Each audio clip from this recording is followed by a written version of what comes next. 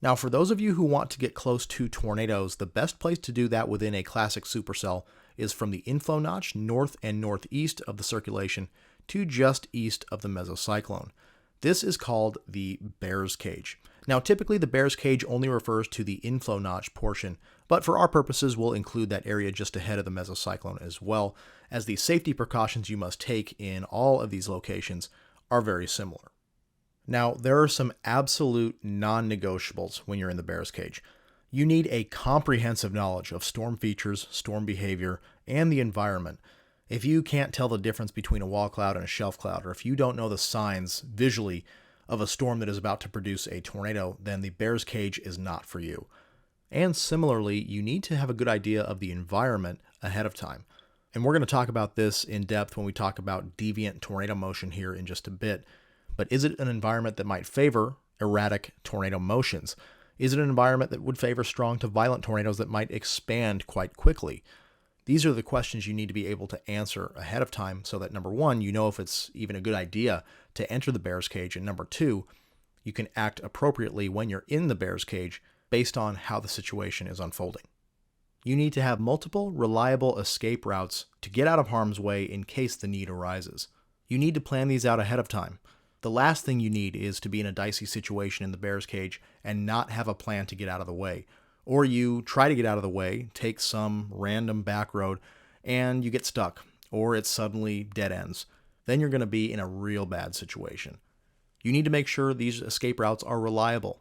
That goes with planning them out ahead of time.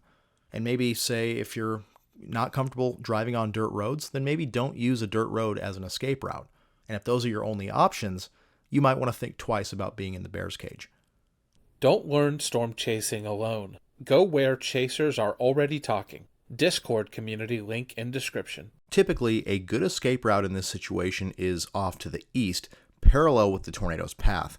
This allows you to get out of the way without crossing the path of the tornado. This is a scenario where it's especially important to have a reliable escape route. Let's say you're in the bear's cage in the inflow notch, and you only have one dirt road off to the east. That might be of questionable quality, one that you can only go maybe 30 to 40 miles an hour on. And let's say the storm's moving at 30 to 40 miles an hour. Well, in that case, you're not going to be able to get out ahead of the tornado, and that's not going to be a viable escape route. When you're in the inflow notch, in the bear's cage, and you're anywhere north of the tornado's path, you never want to cut south in front of it. Anytime you cross the path of a tornado, you're putting yourself in extreme danger, especially at this close of a proximity. The only time you should ever cut south in front of a tornado's path from the north is when you give the circulation ample space. That means often going well out to the east, perhaps even several miles, and then cutting south in front of the circulation.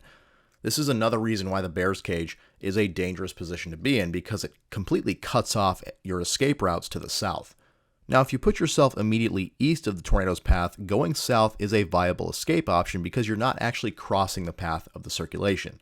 But anytime you are north of the circulation, cutting south in front of it is a bad idea. Now, always remember that a viable escape option may be to the north into the storm's core. Yes, this puts you directly into the core and may subject you to very large hail, but some hail damage to your car is a lot better than getting stuck in the path of a significant tornado. So in the absence of any good escape options to the east, going north can be a viable option if necessary. Another non-negotiable in the bear's cage is unimpeded use of your chasing tools. What do I mean by this? Well, you need to maintain good visibility. Your eyes are the most important tool when you're in the bear's cage, and if you start to lose visibility through things like precipitation or dust or even terrain, then being in the bear's cage is not a good idea. You need good cell service so that you have unimpeded access to things like radar, your navigational tools like Google Maps, etc. You need these tools at all times to be able to assess the storm's behavior, plan out your escape routes, etc. You never want to play a guessing game in the bear's cage. So if you lose service, that's going to be a cue to perhaps reposition outside of the bear's cage. So to summarize, you always want to maintain good visibility, good service, etc. When you're in the bear's cage, you need it to be kind of a perfect situation. Otherwise, being in the bear's cage is a bad idea. The easiest and safest way to access the bear's cage is to wait somewhere downstream and let it come to you. With the classic Supercell, you're often going to have very good visibility back into the inflow notch region of the storm. Therefore, you'll have more time to make a plan of action as far as how to navigate once the bear's cage approaches. This kind of goes hand in hand with one of the deciding factors of whether or not you'd want to get into the bear's cage, and that's the road network. Let's say there's maybe only one road to keep up with this storm, and maybe it doesn't keep us directly in the path of the storm. Do we want to get up into the bear's cage, get close, and then kind of be done with it? Or do we want to stay farther back, sacrifice more of the close range view for a longer amount of time with the storm, and then maybe getting closer as opportunities present themselves down the line? So, the road network is a factor you must take into consideration when deciding whether or not you actually want to be in the bear's cage and whether or not being in the bear's cage is viable. Remember to check out those links in the description below, and then watch another video.